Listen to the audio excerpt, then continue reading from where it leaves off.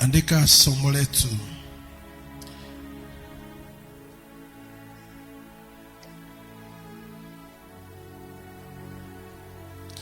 Roho Mtakatifu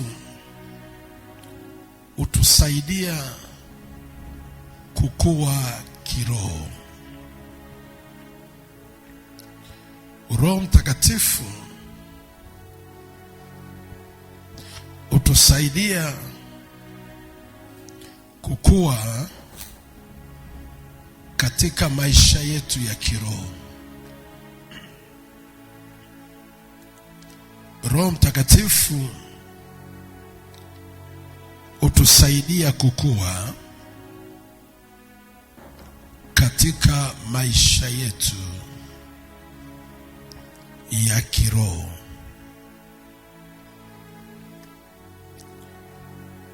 Roho Mtakatifu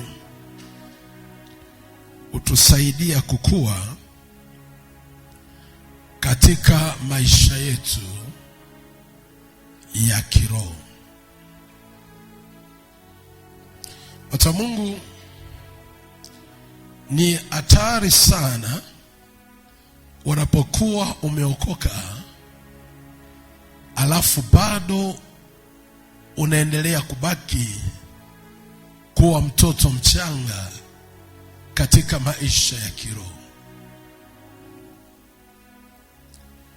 Ukipata fursa ya kuzaliwa mara ya pili, ina maana umeokoka.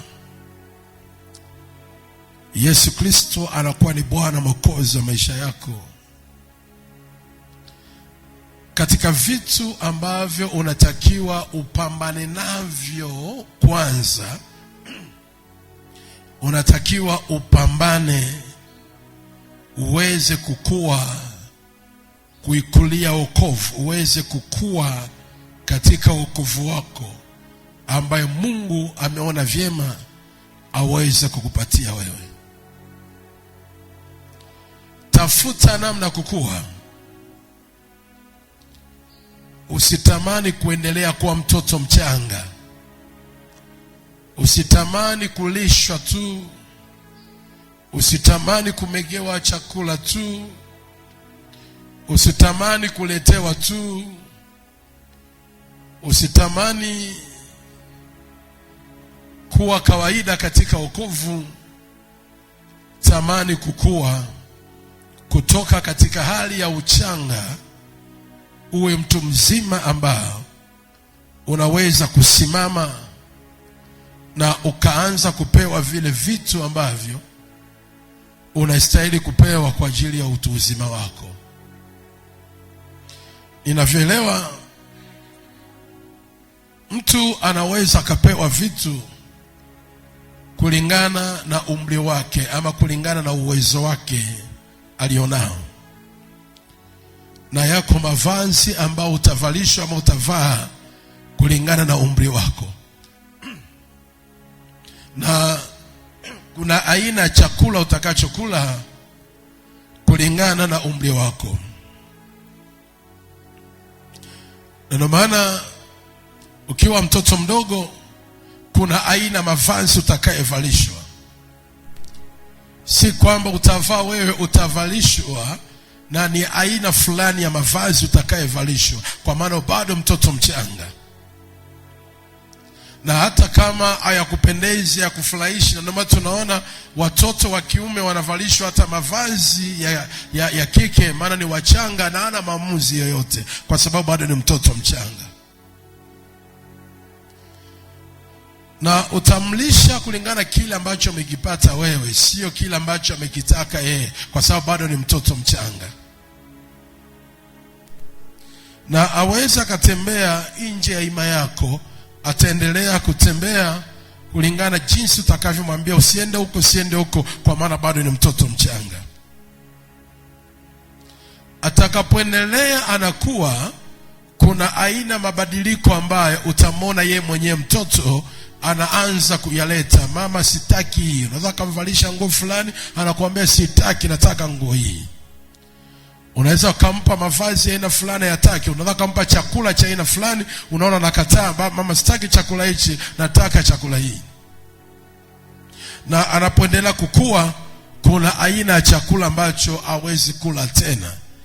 Alikula chakula kile akiwa bado mchanga, lakini amekuwa, kuna aina vyakula ambavyo anaanza kuvitamani kula ama anakula. Na ndio maana inafika tu tumefika umri fulani ambao tunatamani aina fulani ya vyakula, na tunavifuata hata mbali kwa sababu tunapenda kile chakula. Kwa hiyo unapokuwa umekuwa kiroho, kuna aina hata ya chakula ambayo neno la Mungu utatamani ukipate, kwa sababu unaelewa kabisa kwa hali fulani na kwa jinsi nimekuwa, nahitaji aina fulani ya chakula hichi, ama nahitaji aina fulani ya ibada hii, nahitaji ibada ya aina fulani, nahitaji vitu vya aina fulani, ya kulingana jinsi ambavyo umekuwa. Na ndio maana unapopata fursa na neema ya kuingia katika nyumba ya Mungu, lazima najua wako watu ambao wanatamani Mungu awatendee, wanatamani sehemu ya miujiza Mungu atende, wanatamani sehemu za ishara, amekuja na taabu, amekuja na shida, anatamani aweze kutendewa. Nilisema hivi, miujiza na ishara hiyo ni zawadi ya Mungu kwa ajili ya watu wake. Miujiza hiyo ni zawadi ya Mungu. Ikiweka akilini, unaweza ukajikuta ukawa ni mtoto ambaye unatengenezewa hata miujiza feki ili tu ikufurahishe wewe. Haleluya. Lakini unapokuwa umefika mahali umekuwa tamani kukua. Kwa nini utamani kukua? Kwa sababu kuna vitu ambavyo Mungu amekutunzia wewe toka ulipozaliwa, lakini kwa sababu ulikuwa bado haujaokoka, na ulipookoka alianza kuangalia viwango vyako vya ukuaji wako, umekuwa kiroho kwa kiwango gani, ili aweze kukupa kile ambacho amekuandalia kwa muda mrefu. Kwa maana bila shaka nimesema ya kwamba huwezi ukampa mtoto mdogo wa miaka 10 umpe gari aendeshe. Hamna, hata serikali haruhusu, kwa maana mtoto bado ni mchanga. Aichapokuwa ni gari yake umemnunulia kwa sababu ni mwanao, utamsubiria kuwe ndio umpe gari.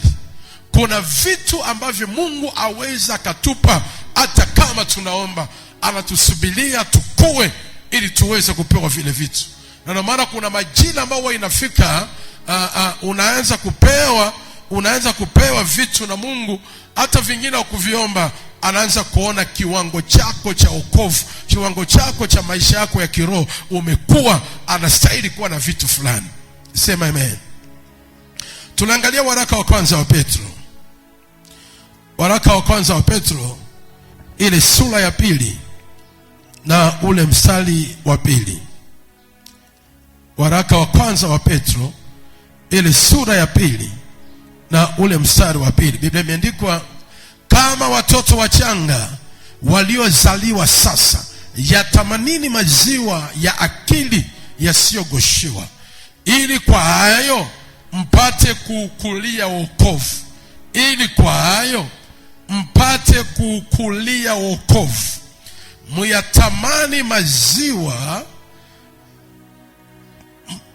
kama watoto wachanga waliozaliwa sasa, yatamanini maziwa ya akili yasiyogoshiwa. Ukiwa umeokoka, kabla ya mambo mengine yote, kabla ya kuwa na matamanio ya kujenga, Mungu akupe nyumba, Mungu akupe gari, Mungu akupe pesa, akupe ndoa, unaweza ukajikuta ukapewa vitu ambavyo sio vyako, lakini ukapewa vitu vya kiwango chako kwa majira hayo ya umri wako wa wokovu.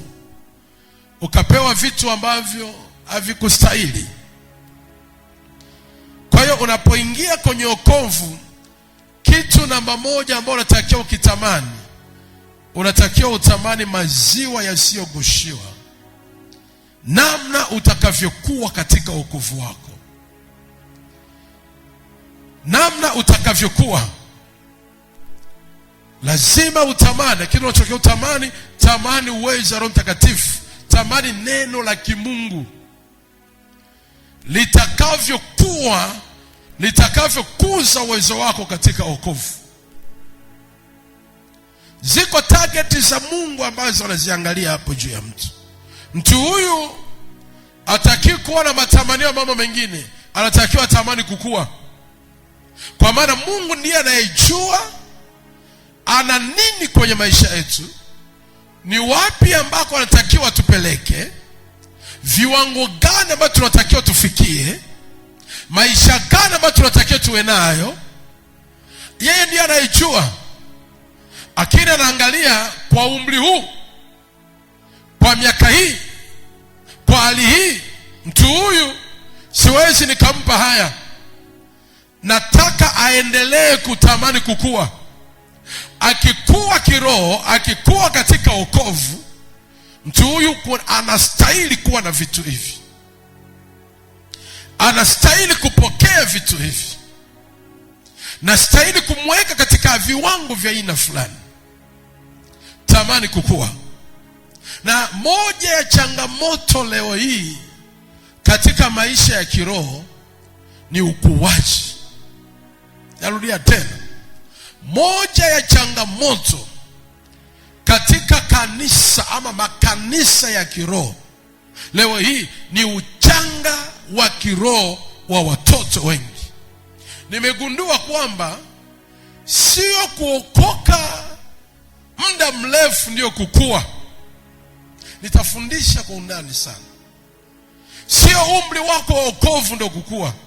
Kukua ni jinsi ulivyotamani, ulivyotaka ukue. Hii ndio changamoto nyingi sana kwa watoto wa kiroho. Wapo akina hakuna. Ndio maana unashangaa ni mchungaji naye pia ameanza huduma lakini hajakuwa. Kwa sababu karama itukuzi. Karama itukuzi watu wa Mungu. Karama ni miujiza ya Roho Mtakatifu. Lakini karama bila kukua ni hatari. Halo? Na ndio maana kuna miujiza fulani ambayo Mungu aweza kaifanya ndani ya mtu kwa sababu baada hajakuwa. Kuna miujiza ambayo Mungu aweza kaitenda hata kwa wachungaji, hata kwa maaskofu, hata kwa manabii kwa sababu hawajakuwa. Ziko ishara fulani ambazo Mungu hawezi kuzionyesha maana hajakuwa. Watu wa Mungu, iko hivi, kipimo cha Mungu juu ya maisha ya mlokole, Mkristo, mtumishi, huwa anaangalia ukuaji wake. Amekuwa kwa level gani? Amekuwa kwa kiwango gani? Nani anasema amen? Na siku tu ukikua, na kuhakikishia kuna mambo mengine utaniambia, utaanza kuyaona na utamshangaa Mungu. Na ukuomba, nataka nifundishe kuomba sio kukua. Unaweza kawa ni muombaji sana lakini sio kukua kiroho. Nitaifundisha, utanielewa. Uombaji sio kukua kiroho. Yaani haya ambayo ninafundisha, natamani mtu wa rohoni, natamani sana anielewe na anisikilize. Maana sisi wote tupo kwenda kwenye mastage yetu ya kukua. Maana kuna aina ya level tutazipata mpaka tukue. Haleluya. Hebu mgeukie jirani yako mwambie kuna aina maisha utayaona mpaka ukue. Kuna aina maisha utayapata mpaka ukue. Ai, ningebarikiwa kama ungemwambia hivyo. Yaani kuna aina tu ya viwango vya maisha fulani hautavipata mpaka ukue. Naomba ukue kwa jina la Yesu. Yaani kuna aina tu, yaani kuna aina. Hii mimi nimeijua, nimeigundua, nimeielewa. Roho Mungu amenifunulia, nimeangalia toka miaka ya nyuma na nikaangalia. Sasa ukuaji unakuaje? Ukisema kukua ni kuwaje sasa? Labda unataka kujiuliza hili swali, baba sasa kukua ni kuweje? Labda kujiuliza hili swali. Sasa ni kuweje? Yaani kama siku kama miaka mingi kwenye wokovu ndio kukua, sasa ni kuweje? Kama kuomba sio kukua, nikueje? Nifanye nini ili nikue? Ama ni kipi kinaonyesha nimekuwa? Ni nini sababu? Ni kueje? Na nataka ujue hivi, katika vitu ambavyo Mungu uvifanya kwa Mkristo, uvitengeneza kwa Mkristo, Mungu anamtengenezea ukuaji. Kama hauko tayari kukubaliana na Mungu akutengenezea ukuaji, achana na mambo ya Mungu. Amen mamangu. Kama narudia tena, kama hauko tayari Mungu akutengenezee hali yoyote ili akukuze, basi achana vitu vya Mungu. Haijalishi ni nani. Na hakuna aliyesugu, kila mmoja atatengenezewa kwa sehemu yake ili tu yani unajua kukua inabeba vitu vingi sana. Kuna makosa mengi, kuna mapito mengi, kuna majaribu mengi, kuna kukosea sana, kuna namna fulani ambayo ni nyingi ambacho Mungu anakuwa na kukuza yeye mwenyewe. Haleluya. Ningesikia makofi ungenibariki. Amen. Ziko sababu kadhaa za kimungu kupima ukuaji wetu wa kiroho. Ziko sababu kadhaa na kadhaa. Yaani naposema kwa nini Mungu anataka tukue, ziko sababu kwa nini Mungu anataka tukue. Ziko sababu za kimungu yeye mwenyewe anazozitaka kwa ajili ya maisha yako ya kiroho. Ziko sababu za kimungu ambazo Mungu anazitaka uweze kukua kwa ajili ya maisha yako ya kiroho. Kuna sababu nyingi. Sababu namba moja ya kimungu. Sababu namba moja ya kimungu ambayo Mungu anataka ukue, anasababisha lolote lile, anasababisha mambo yoyote ile, anataka ukue. Sababu namba moja, anataka yeye ajitwalie utukufu kwa ajili ya maisha yako. Sababu namba moja, Mungu anataka ajitwalie utukufu yeye mwenyewe kwa ajili ya maisha yako. Kihalali utukufu wa Mungu hauwezi ukaguswa. Mungu agawi utukufu na mwanadamu. Kanuni ya Mungu, Mungu anampeleka mwanadamu utukufu hadi utukufu. Anampeleka hatua moja, anampeleka utukufu hadi utukufu. Sasa kuna viwango ambavyo utakavyokuwa, ambavyo ni viwango ambavyo Mungu anatengeneza utukufu wake juu ya maisha yako. Kuna viwango utakavyokuwa ambavyo Mungu anakuwa anatengeneza utukufu wake juu ya maisha yako. Ukweli usiopingika, Mungu hataki uwe na hali hiyo hiyo. Kuna utukufu wa Mungu ambao Mungu anautaka utoke level moja uende level nyingine. Na ndio maana wakati ambapo Musa alipotoka na wana wa Israeli, kuna wingu la utukufu ambalo lilienda na wao. Wakati Musa alipokuwa Misri, hajatoka Misri, kuna level fulani ya utukufu ulikuwepo pale. Na alipotoka Misri kwenda nao kufika bahari ya Shamu, walipopasua bahari ya Shamu na kwenda, kuna utukufu mwingine ulitokea. Mungu anataka ukue kwa sababu anataka ajizirishe utukufu wake juu ya maisha yako, utukufu hadi utukufu. Kwa nini utukufu wa Mungu? Utukufu wa Mungu huwa unatusaidia kutatua matatizo au changamoto zinazompata mwanadamu. Lazima uelewe hivi,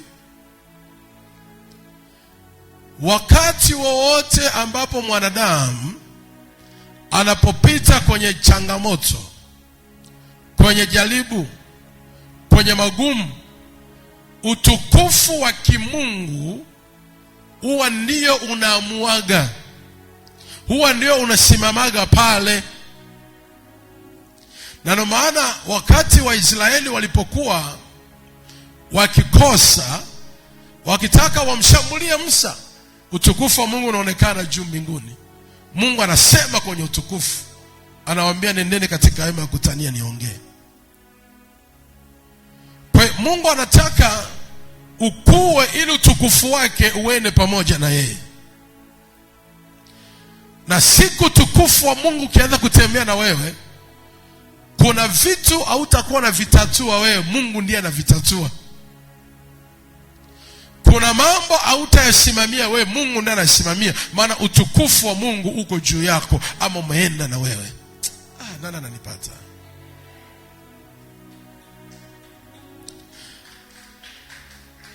Utukufu wa Mungu ulipokuwa kwa Musa, utukufu wa Mungu ulipokuwa kwa wana wa Israeli. Sio nisema andiko ili natamani niende nimalize hii part 1, part 2 nisije huko. Nikisema andiko nisikize vizuri, Jumapili nataka niende part 2. Utukufu wa Mungu ulipokuwa kwa wana wa Israeli, Biblia inasema hivi, usiku ni wingu la moto liliwatangulia, si ndio hivyo Mchana kulikuwa kuna nguzo ya uvuli na watangulia. Utukufu wa Mungu uliwatangulia wana wa Israeli. Wakati walipofika kwenye bahari ya Shamu, Waisraeli wanaona bahari ya Shamu, wanalia hawaoni njia, wanakata tamaa hawaoni njia, wanaumia hawaoni njia, wakiangalia walikotoka ni mbali. Wakaanza kulia, wakaanza kulaumu Musa, wakaanza kusema ni heri tungelirudi Misri.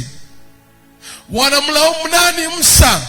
Biblia inasema hivi, lile wingu la Mungu lilitoka mbele likarudi nyuma la wana wa Israeli, likajitengeneza kama nguzo ya moto. Wamisri walipowafuata kule hawakuweza kuwakaribia. Biblia inaongea vizuri watu wa Mungu. Biblia inasema hivi, Mungu akamwambia Musa, vita hivi si vyenu, ni vyangu. Haleluya. Sikiliza, nami nitawapigania nanyi mtanyamaza kimya. Kwa nini? Utukufu wa Mungu ukiwepo hautapigana wewe. Utukufu wa Mungu ukiwa juu ya maisha yako hautaongea wewe. Utukufu wa Mungu ukikufunika hautapambana wewe. Tatizo la ndio maana tunatamani tukue kiroho, kushindwa kwetu kukua kiroho, tunapoteza utukufu wa kimungu. Sasa unashangaa changamoto nyingi ni wewe unapambana nayo.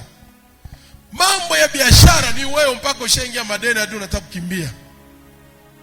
Mambo ya yani unapambana na auruhusu utukufu, yani hautafuti utukufu wa Mungu, yani hautafuti ukue kiwango ili utukufu wa Mungu kufunike, yeye mwenyewe kupiganie.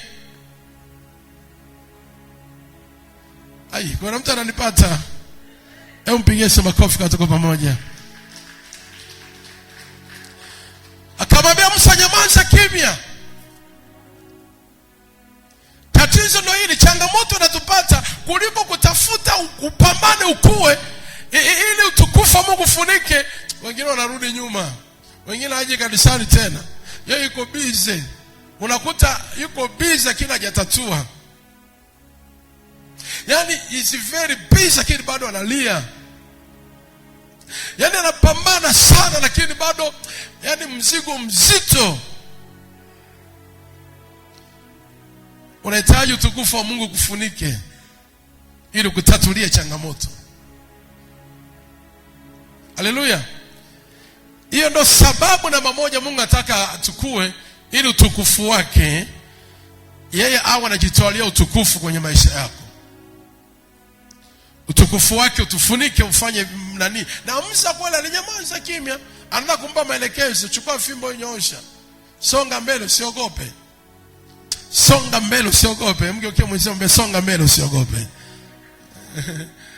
Haleluya. Na kuombea usonge mbele. Barikiwe ambao tuko wote kwenye tatu. Wiki ijayo pia tunaingia na tatu tena. Yaani hapa ni mwendo wa tatu mwezi wa 5. Na barikiwa na wale ambao wameamua kuweka kambi na kufanya waingie tatu kavu. Yaani ambao kama umefaulu kuingia tatu kavu, nakupa hongera mara 500. Kuna jinsi unatengeneza mtu wa ndani. Unajifua vizuri. Wiki ijayo Jumanne, Jumatano, Alhamisi tuna maombi ya siku 3 tena. Ukiamua kupiga kavu, utukufu wa Mungu utauona. Sababu namba 2. Sababu namba 2 kwa nini Mungu anataka tukue. Mungu anataka ukue kwa sababu yeye anataka akupeleke hatua nyingine. Mungu anataka ukue kwa sababu anataka akupeleke hatua nyingine. Mungu anataka akupeleke hatua nyingine. You never go to another level kama you are not a matured. Lazima ukuaji unapokuwa, kuna level zingine ambazo Mungu anakuingiza na kupeleka.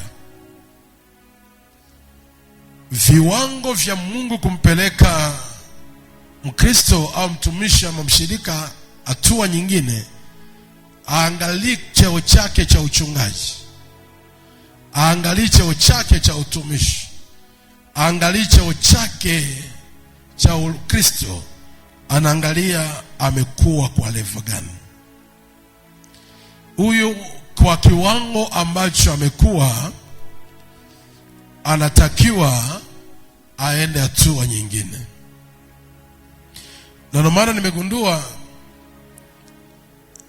ziko hatua ambazo unaweza ukaomba miaka mingi lakini ukabaki pale pale.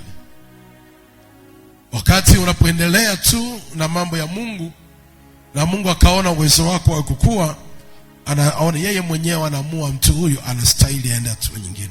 Sababu namba 3 ambaye Mungu anataka tukue. Kwa nini Mungu anataka tukue? Kwa sababu kuna mahali ambako anataka akuweke. Kuna mahali ambako Mungu anataka akuweke. Kwenye maisha ya kiroho huwa ni maisha ina level, ina makao. Ni maisha ambayo ina level. Ndio maana Yesu akawaambia wanafunzi wake ya kwamba ninaenda kuandalieni makao. Nitakapo kuwepo mimi na ninyi mtakuwepo hapo. Watu wa Mungu, iko hivi.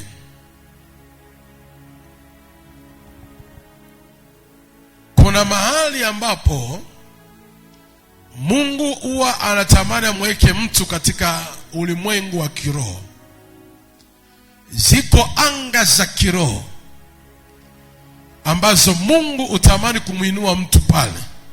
Ndio maana Biblia inasema katika Wakorinto, namjua mtu mmoja katika Bwana, kama alikuwa mwilini sijui, kama alikuwa rohoni sijui, Mungu alimpaisha kutoka mbingu ya kwanza mpaka mbingu ya 3. Kuna viwango ambavyo Mungu anaweza akakuingiza kwenye level za kiroho ambazo mtu wa kawaida hawezi akaongea na wewe kawaida. Kwa hiyo anaangalia huyu amekuwa kiwango gani ili akuweke mahali ambako anakutaka ya kuweke, mahali ambako atasema na wewe vizuri. Namba 4, kwa nini Mungu anataka ukue? Mungu anataka ukue kwa sababu anataka ajue viwango vyako vya imani vimefikia kiwango gani. Mungu anataka ukue kwa sababu anataka ujue viwango vyako vya imani vimefikia kiwango gani. Kama unavyojua, tuna viwango 4 vya imani. Kiwango cha kwanza cha imani, imani haba. Imani haba, imani yenye mashaka, imani yenye wasiwasi. Kiwango cha pili cha imani ni imani ndogo. Kama ungelikuwa na imani ndogo kama punje la dari, ungeweza kuambia mti ungoke ukajitupe baharini. Kiwango cha tatu cha imani, imani kubwa. Kiwango cha 4 cha imani ni imani yenye nguvu. Imani yenye nguvu. Unapokuwa kiroho, Mungu anaangalia kiwango chako cha imani unachosimamia. Anajua mtu huyu hayupo tena kwenye imani haba, ambako kuna vitu naweza, sikia niwaambie ni kitu. Viwango vya imani Mungu anavipima sana, anaviangalia sana kwa mshirika ama kwa Mkristo ama kwa mchungaji. Kwa sababu gani? Kuna miujiza mingine kulingana na kiwango cha imani cha Wakristo Mungu hawezi akafanya. Yaani hapa kuna miujiza hapa haijafanyika kwa sababu ya viwango vya imani yenu. Maana kitokea muujiza mkubwa hapa ukafanyika, wengine mtatoka kanisani, mtasema haiwezekani, huyo sio Mungu. Hamna bwana, hamna. Yaani utaamini. Na ndio maana kuna balance ya miujiza ya Mungu kwa mtu kwa sababu ya viwango vya imani. Anajua watu hao hawajakuwa kiroho, imani yao bado ni haba, hawataamini ni mimi. Hawataamini. Na ndio maana hata sisi wachungaji pia kuna jinsi Mungu anatutumia kulingana na viwango vyetu vya imani. Tumekuwa kiasi gani ambapo tuna level hii kweli huyu kweli nitaweza? Unaogopa. Utakapokuwa na ukakuwa na viwango fulani vya imani, Mungu anaanza kujua. Yaani unaanza kujua, mimi sitaki tena kuombea hao, ombea dukia. Huyu piga wewe, nataka hizi ndo zangu.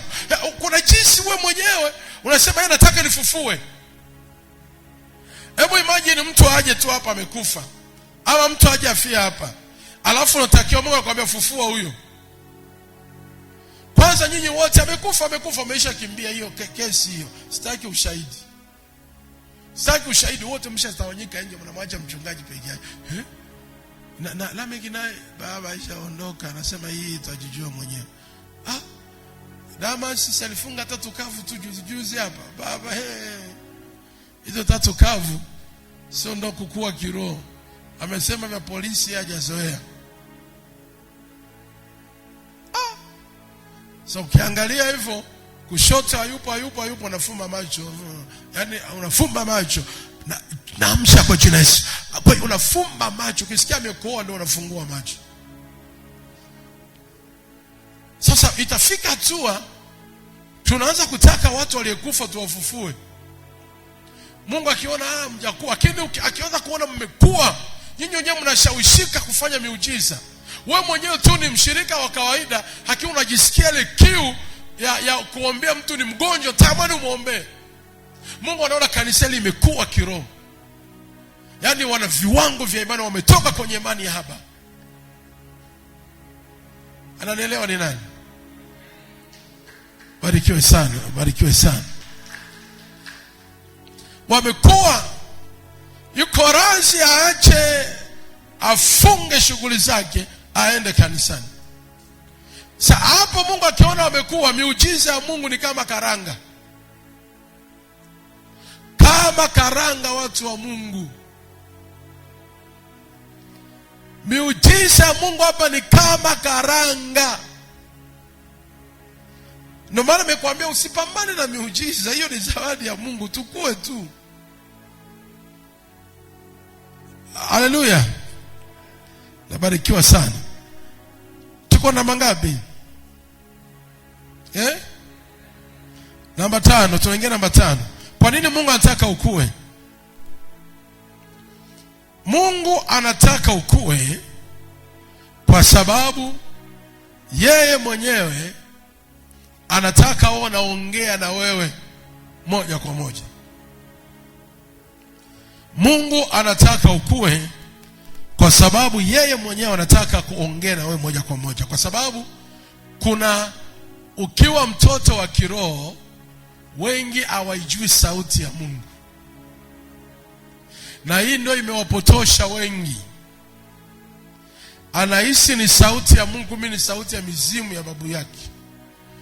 Ni sauti yani ya miungu ambayo imetoka Ukerewe ikavuka maji ikaongea naye. Nakwambia ukweli, maana sauti ya Mungu ipo katika njia 4. Sauti ya Mungu ipo kwenye ndoto. Ndoto unataka kupata sauti ya Mungu. Sauti ya Mungu ipo katika nini? Nia ya ndani. Sauti ya Mungu iko wapi? Kwenye neno lake. Sauti ya Mungu iko wapi? Ipo kwenye neno lake. Imesema sauti ya Mungu iko wapi? Ipo kwenye unasikia nia fulani. Ipo kupitia watumishi wa Mungu kuongea na wewe. Sasa naweza kuwa ninahubiri hapa neno la Mungu kwa sababu hujakuwa wewe unahisi kwamba baba ananiongelea, baba ananihubiria ukatoka umechukia kwa sababu hujakuwa. Wakati sauti ya Mungu nataka isikiliza kupitia baba yako mchungaji. Hebu nipungie mkono kama unanielewa. Haleluya. Na hii ndio imechanganya wengi sana. Kuisikia sauti ya Mungu kwao hamna, hawajakuwa. Sasa katika vitu natamani utamani sana ukue, ni hii utamani kuisikia sauti ya Mungu. Sema nami baba, niko hapa nikusikie. Katika kitu kigumu, maana duniani kuna masauti mengi sana. Ziko sauti nyingi sana duniani. Usipoisikia na kutokujua sauti ya Mungu, utaangamia. Mtu mmoja aliota ndoto. Alafu katika ndoto ile aliota, akaniona mimi kwenye ndoto ile. Aliponiona mimi kwenye ndoto ile, anashindwa kuelewa, ajui sauti ya Mungu, akatafsiri tofauti. Na akasema hamna, nimeota ndoto, wanawake wananizunguka wengi. Sasa wale wanawake wananipa hela. Katika kunipa hela nikamwona baba anakuja anaizuia zile hela. Baba anazuia zile hela. Baba amezuia zile hela. Kwa hiyo baba hataki mimi nipewe hela.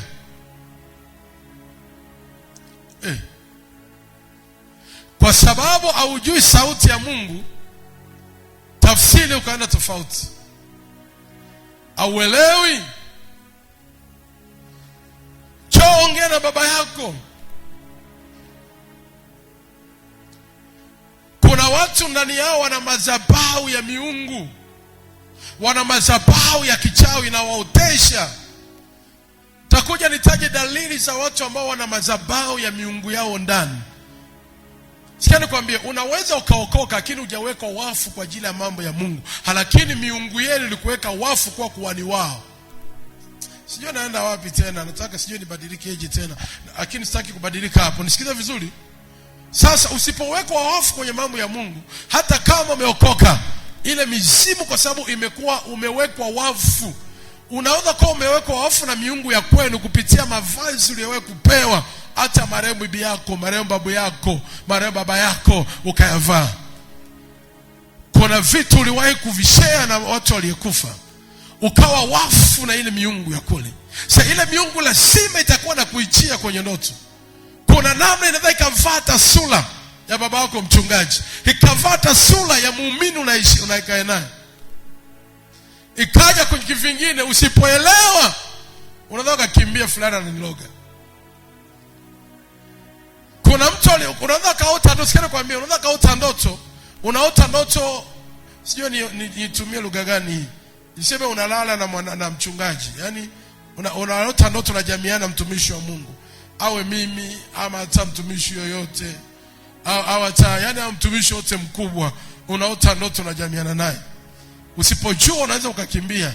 Lakini hiyo Mungu anakuonesha utukufu wake umeondoka kwako. Utukufu wake amekuondolea. Sasa usipoamka moja, usipoelewa moja kwa moja kushangaa, nimeota nakutana na mchungaji. Sasa hamna. Uelewi sauti ya ujui. Kwa sauti ya Mungu imewachanganya watu wengi. Kuliko aisikilize kumbe ni ya mashetani ya mapepo. Ndo sauti naongea naye. Anaweza kaja mtu kama mtu mwema kwako, akaongea na wewe, ukahisi Mungu ameongea na wewe, kumbe ni shetani kaongea kuongea na wewe. Ndio maana Biblia inasema hivi, na shetani naye huja kama malaika wa nuru. Sauti ya Mungu imewachanganya ukiwa mtoto mchanga kiroho.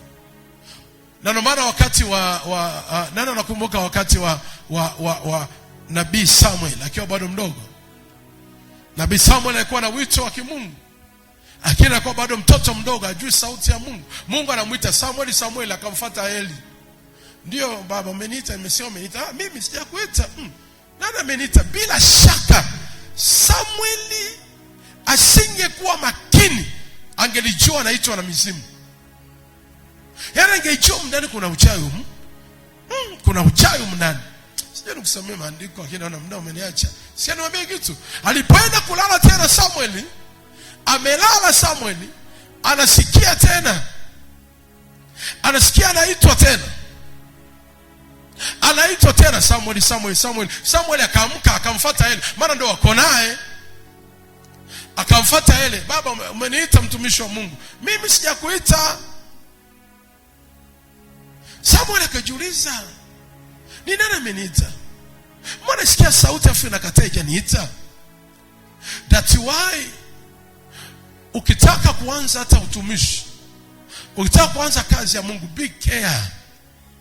Kuna sauti unaweza kaisikia, ukahisi ni Mungu amekuita una kumtumikia, kumbe sio yeye. Ni adui anataka akupeleke, alafu akuache njiani upotee. Ukahisi ni Mungu amekuita kama hawa. Sio. Katika vitu baba zetu wa kiroho walivyotufundisha na kutuelekeza, wanatuambia unapotaka kwenda kuanza kazi ya Mungu, usiende kuanza kwa sauti ya kuitwa na watu.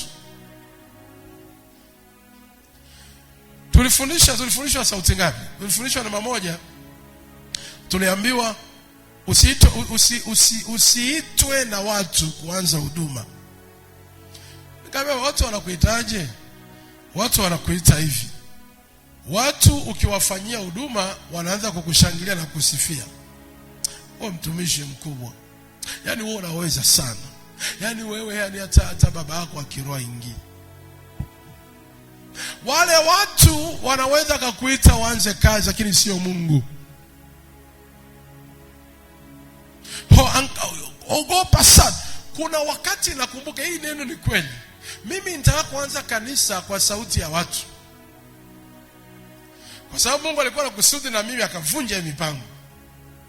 Hivi mtananipata? Msikae kimya sana, mnipe ushirikiano. Mkisema amen mnanibariki Miaka ya nyuma kuna mtumishi wa Mungu alitoka Kenya. Alipotoka Kenya mtumishi wa Mungu akafanya semina kanisani. Miujiza ikasimama. Nikabarikiwa naye, nikaambatana naye. Hapo Mungu alivyowajabu, akamtoa dada moja Dar es Salaam. Dada moja kwa ana kampuni ya sijui ya oil nini. Akaniambia mimi nitakuwa manager wake na atanisupport kwa gharama yoyote. Katika hiyo akaniambia unaweza tena, ni mtumishi, anza huduma. Tunakutafutia ukumbi. aliye wa Mungu anakusudiwaga na Mungu tu, Mungu anamtulizaga. Sasa naangalia, kwa nini naongea hivi? Naangalia nilivyowaka nianze miaka ile, nikaja nikaacha, nikaendelea kukaa tena kwa baba, nikatoka nikaenda kwa Samuel Dominiki, nikakaa tena, nikakaa, nikafundishwa, nikaelekezwa. Nilipokuja kuanza imepita miaka kama 4. Sasa ile miaka ambayo nitaka niende, ile sauti ilikuwa ni ipi? Sauti nyingine ikaja mara ya pili, ambayo nimeanza nao huduma. Mnafahamu mama moja anaitwa sijui Mama Shuma, mnamkumbuka? Tukaja hadi Kubuongo kuanza huduma, kutafuta eneo, yeye na mume wake tuanze, watatuzamini. Lakini baadaye nimepata eneo, wakaingia mitini. Haleluya!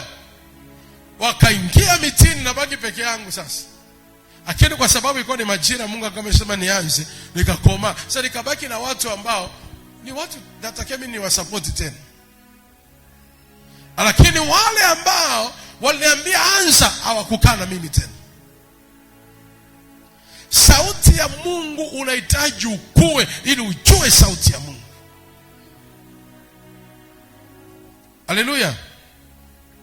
Hii imeua wengi sana vipaji, imeua wengi sana maisha yao ya kiroho. Haleluya! Kuwa wewe mwenyewe unafahamu kwa habari ya nani, ya Adamu na Hawa. Mungu alikuwa anakuja anaongea nao. Kuna majira Mungu anaongea nao, Mungu anazungumza nao. Walikuwa wanajua ni sauti ya Mungu anatuita. Ni vyema ukue ili kuweza kuijua sauti ya Mungu. Na mimi naielewa. Nitakuja nifundishe somo special sana sana kwa wanangu ambao wataanza kanisa. Huwa kuna mafundisho maalum ya kujua sauti ya Mungu. There's special mafundisho maalum, siku maalum unaofundisha. Maana sisi tulifundishwa maalum kujua sauti ya Mungu. Wakati baba anafundisha, nakumbuka neno moja aliongeaga hivi. Kuna mmoja aliongea akatuambia, unapoanza kanisa ukiwa umejua sauti ya Mungu, ogopa sana kulishwa sumu. Kulishwa sumu ni hatari. Mimi kama kulishwa sumu baba, akaambia sumu ya chakula, akatutajia sumu kama 4. Hebu tukusamaria. Akataja sumu 4. Sumu namba moja alitaja sumu ya mji. Sumu ya kwenye ya mji, yani ule mji ambao unaenda kuanza kanisa. Unaweza kafika mji fulani kuanza kanisa, wenyeji wa mji wakakufuata, hapa hakuna ambaye shaye kusimamisha kanisa hapa. Sijui unanielewa? Yaani hapa katika mji huu, katika mkoa huu, katika wilaya hii, ili eneo walikuja wachungaji wengi, walishindwa wakakimbia. Haleluya! Sasa unaanza huduma una sumu moyoni tayari.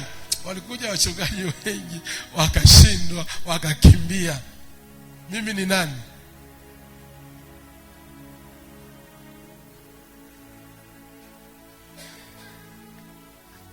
Halo, mimi ni nani? Akaambia tena, ogopa kulishwa sumu na wachungaji wenzio ambao walijaribu wakashindwa. Watakwambia kazi ya Mungu ni ngumu sana, huwezi kaiweza. Sisi tulijaribu tulishindwa. Ile sumu ni mbaya. Akatawambia sumu namba 3, ogopa kulishwa sumu ya maneno mabaya. Katika vitu kama mchungaji, unatakiwa uwe imara na ukomae sana.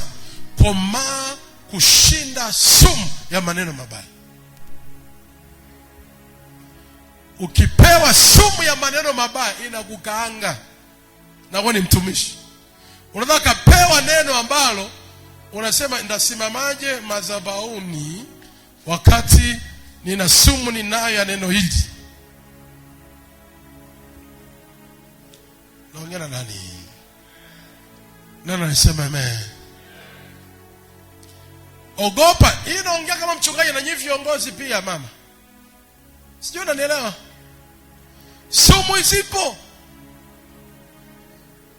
Unajua tunaweza tunaishi na sumu ndani. Yaani lakini sumu uwezo ukaitema. Unaishi ndani, iteme wapi? Nikimtemea mtu itamuua. Unajua nyoka anaishuka na sumu ndani haimuuaji. Akitoa kwako unakufa.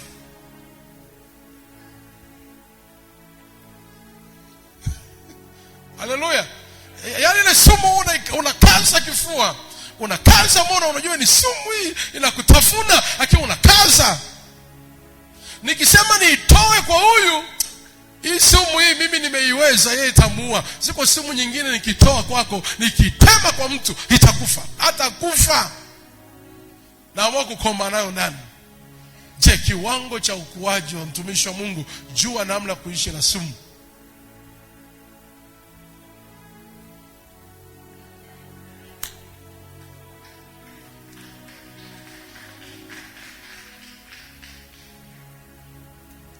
Sumu kali kweli.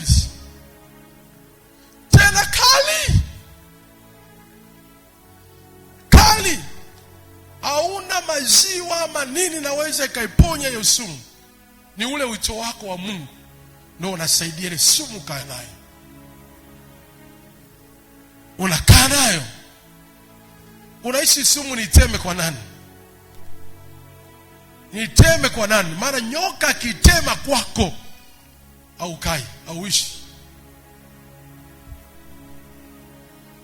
Sema amen. Ni njia zipi ambazo Mungu anatumia? Ni njia zipi ambazo Mungu sijaacha kwenye njia. Hebu twende hapa. Hebu fungua Yoshua ile sura ya kwanza. Yoshua ile sura ya kwanza. Yoshua ile sura ya kwanza. Na ule mstari wa kwanza. Yoshua ile sura ya kwanza mstari wa Biblia imeandikwa, ikawa baada ya kufa kwake Musa, mtumishi wa Bwana, Bwana akamwambia Yoshua mwana wa Nuni, mtumishi wa Musa, akasema, Musa mtumishi wangu amekufa. Aya basi ondoka uvuka mto huo wa Yordani, wewe na watu hawa wote, mkaende hata nchi niwapayo wana wa Israeli. Mstari wa 3, kila mahali zitakapokanyaga nyayo za miguu yenu nimewapa ninyi, kama nilivyowapia Musa, kama nilivyomwambia Musa, tangu jangwa hili na mlima huu Lebanoni mpaka mto ule mkubwa, mto wa Frati, nchi yote ya Waiti, tena mpaka bahari ile kubwa, mpate upande wa machweo ya jua. Hapo ndipo patakapokuwa mpaka wenu. Mstari wa 5, apata kuwa na mtu yeyote atakaye simama mbele yako siku zote za maisha yako. Kama nilivyokuwa na pamoja na Musa, ndivyo itakavyokuwa pamoja na wewe. Sitakupungukia wala sitakuacha. Mstari wa 6, uwe hodari na moyo wa ushujaa. Uwe hodari na moyo wa ushujaa, maana ni wewe utakayewarisisha watu hawa nchi hii niliyowapia baba zao ya kwamba nitawapa. Mstari wa 7, uwe hodari tu na ushujaa mwingi, uangalie kutenda sawa sawa na sheria yote niliyomwamuru Musa mtumishi wangu. Usiende kwenda mkono wa kuume au mkono wa kushoto, upate kufanikiwa sana kila uendako. 8, kitabu cha Torati kisiondoke kinywani mwako, bali yatafakari maneno yake mchana na usiku, upate kuangalia kutenda sawa sawa na maneno yote yaliyoandikwa humo, maana ndipo utakapofanikisha njia yako, kisha ndipo utakapostawi sana. Mstari wa 9, je, si mimi niliyekuamuru uwe hodari na moyo wa ushujaa? Usiogope wala usifadhaike. Angalia hofu ya Mungu wa Joshua. Hofu ya Mungu kwa Joshua ni moja tu. Joshua, kuna ahadi nyingi ambazo nitazifanya kwako. kuna vitu vingi ambavyo nitavitenda kwako, kuna mambo mengi ambayo nitayatenda kwako, lakini Yoshua anachokuomba ni kitu kimoja tu, ukue. Aliposema uwe hodari na moyo wa ushujaa, anamwambia ukue. Nachotamani tu Joshua ukue, usiogope. Anachoomba tu uwe hodari, uwe na moyo wa ushujaa mwingi, usiogope. Maana nitakuwa na wewe, niwe ndo utakayewavusha Waisraeli. Utakapokanyaga nitakupa, sitokupungukia. Nitainua maisha yako, utasafiri na watu wote wamilikisha miliki yao. Lakini naweza nikaongea yote hayo, nikakuahidi vyote hivyo, usiposimama imara, vinaweza visitokee. Maana kuna watu waliona neema ile pale akachokea hapa na kuipata. Kuna watu waliona mafanikio yale pale akachokea hapa asiende. Unaweza ukaona mwanga wa Mungu anakupa. Sikia niwaambie watu wa Mungu, ahadi za Mungu zipo kwenye maisha yetu, lakini ukuaji, uhodari wako ndio sababu ya kufikia. Anamwambia haya yote, ukiwa hodari tu na moyo wa ushujaa utafaulu. Lakini ukishindwa hayo, utashindwa kuwafikisha watu wako, na haya yote hayatasimama. Angalia Mungu ambavyo anavyotamani tukue. Anatamani tu hodari, anatamani tusimame. Maana alijua upo katikati ya watu wao, na kusudi ni wewe ndiye unatakiwa wamilikisha watu wao. Wewe ndiye unatakiwa ulete. Kuna Waisraeli ambao wana miliki zao mahali, lakini hawatapata hizo miliki kama wewe hautasimama imara ili kwenda kuwamilikisha ile miliki yao. Kwa hiyo ili huyu amiliki, inategemea na uhodari wako wewe. Sikia nikwambie kitu, ili mafanikio fulani yatokee kwa ndugu zako, inategemea na wewe uliyeitwa na Mungu. Wewe simama ukue. Wewe ukichoka, wewe ukishindwa, wewe. Kuna watu wengine watafia polini, kuna watu wengine watafia umasikini, kuna watu wengine hawatapona. Maana ziko neema fulani ambazo Mungu anaziwekaga ndani ya watu fulani kwa ajili ya watu fulani. Kuna maneno ya hekima ambayo Mungu anayewekaka ndani ya watu fulani kwa ajili ya mtu fulani. Kuna ushauri fulani wa hekima ambaye Mungu anaweza kauweka ndani yako ama ndani yangu kwa ajili ya mtu fulani. Ukikutana na huyo mtu, atakuwa mwongozo wako mzuri, atakushauri vizuri, atakuelekeza vizuri. Maneno yake, maneno yangu mimi niliyeweka ndani yake, yatakusaidia wewe ukue, utoke hatua moja uende hatua nyingine, uachane na haya uende huku. Ukikutana na yule tu, ndio sababu ya wewe kufikia hatima yako. Anayeambiwa amechoka,